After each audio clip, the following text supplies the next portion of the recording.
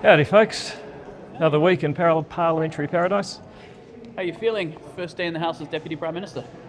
Pretty much the same as the last time I was in the House. I go to cut red tape, save money and make New Zealand the country it can be. On a boring logistical level, where exactly are you guys sitting? Have you moved next to the Prime Minister or are you staying where you are? Well, I understand we're swapping places with New Zealand First, but I haven't been in there. It's like the first day of school, I have to check which desk got my label on it. So it's going to be awkward if Winston's sitting there, you're going to have to tell him to nap off? Well, we just have to check what the label in front of him says, and I'm sure he'll figure it out. During the Labour-led coalition, sometimes the Deputy Prime Minister would hold a post-cabinet press conference when the Prime Minister is away. Is that something that you'd be looking to bring in? Oh, you know me, always looking to help the Fourth Estate with information about the government's activities and views of the day. So that's a yes? Oh, yeah, I'd say so. Okay. Yeah. When Don't see why not. do you leave? I'm going over to Oxford tonight, so they're flying no cost to the taxpayer. I understand Willie Jackson spent 16 grand of taxpayer money, but I'm really looking forward to the debate all the same. Did you see in the Financial Times the open letter from scientists essentially saying that New Zealand is cheating on what's doing with methane targets? And if so, what do you think of that? Well, frankly, I haven't seen the letter. I don't read the Financial Times in England every day. However, New Zealand is different from the rest of the world in that we are highly exposed to methane. There are some countries in South America and some Southeast Asian companies that grow a lot of rice that also have high methane exposure. I believe that countries like ours have failed to make the case. The people that we send overseas to talk to these international institutions about climate have too often been coming back to New Zealand and telling New Zealanders what the international institutions think rather than telling them what New Zealanders think. Under this coalition government and with ACT, we have now started getting serious about the science of methane. It is significantly different, and if anything, I think New Zealand's been cheated, far from cheating, and it's time we started making the case for methane being different on the world stage, because scientifically it is. ACT has a growing base in the rural sector. What kind of feedback are you getting from them around methane targets? Well, it's pretty simple. New Zealand farmers are the most efficient in the world, so we can score a double own goal by putting New Zealand farmers out of business so the world can get milk from places overseas where actually they emit more methane per kilogram of protein produced. Why would we shoot ourselves in both feet putting Kiwi farmers out of business to raise global emissions with methane leakage out of New Zealand? No one wants methane leakage. On Radio Waiatea last week, you had said to Dale Husband that you agreed that there were some breaches of Te Tiriti or Waitangi. Could you clarify that for us? Well, they've been well documented by the Waitangi Tribunal over many decades.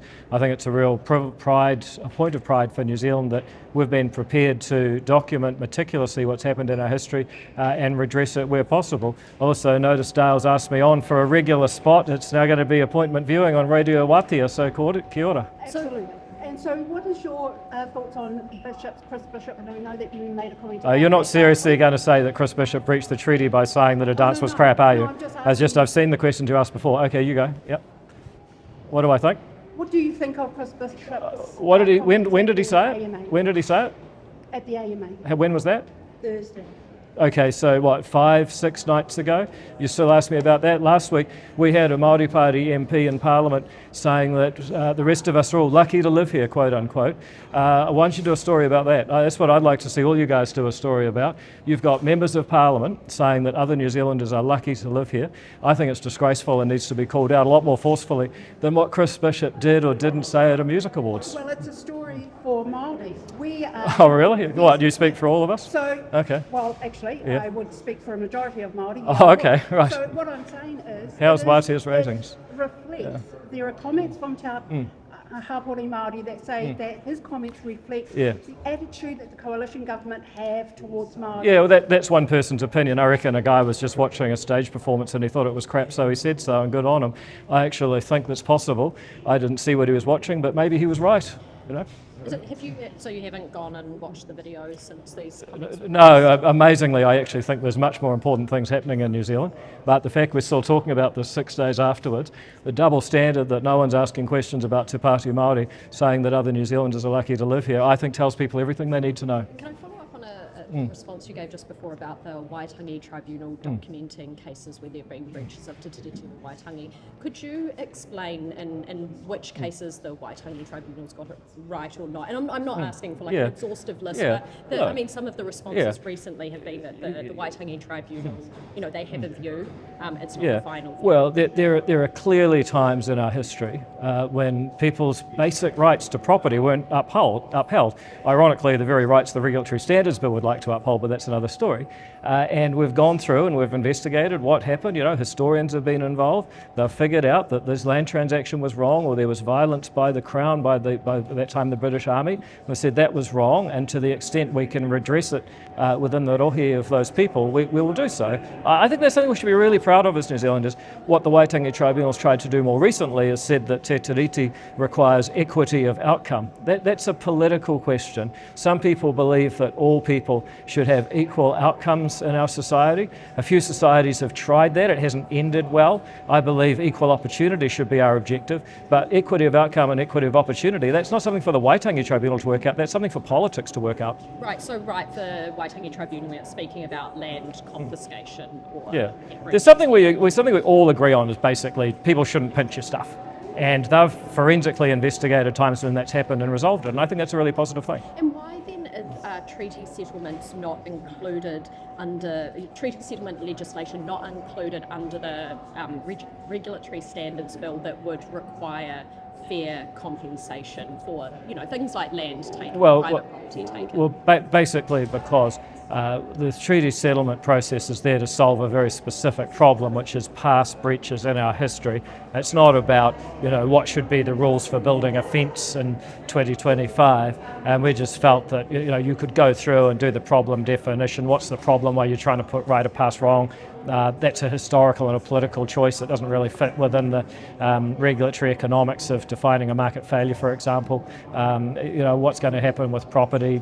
There's lots of reasons not to do it. Does that mean that then that specific principle around and I'm sorry if I phrase this incorrectly, but the taking of property, that only exists to legislation going forward, and you're not going to apply that principle retrospectively when you're opening up or looking back at legislation that already exists? Well, the bill requires a review of existing legislation that's ongoing, but it won't reopen treaty settlements for the simple reason that, frankly, I'm really proud of what New Zealand's done. We've got the treaty settlements. I'm not really keen to reopen them. Yeah, but on other property, though, would that be re-looked at in legislation where other property has been taken other than treaty settlements? Well, for example, if there was a piece of legislation, say, I don't know, something around building that restricted how you could build property on your home, and no one else was affected, it was just a restriction that was placed on people trying to get stuff built. I was actually talking to someone the other day who had to get consent to build a garage in the middle of their farm. It was no one else's business.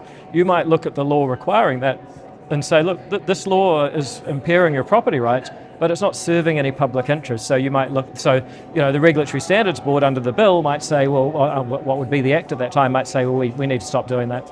And just on the treaty question, did you ever get any advice that potentially if treaty settlement legislation was included or was subject to the Regulatory Standards Bill, that requirement for fair compensation could cost either current landowners or the Crown a lot more money?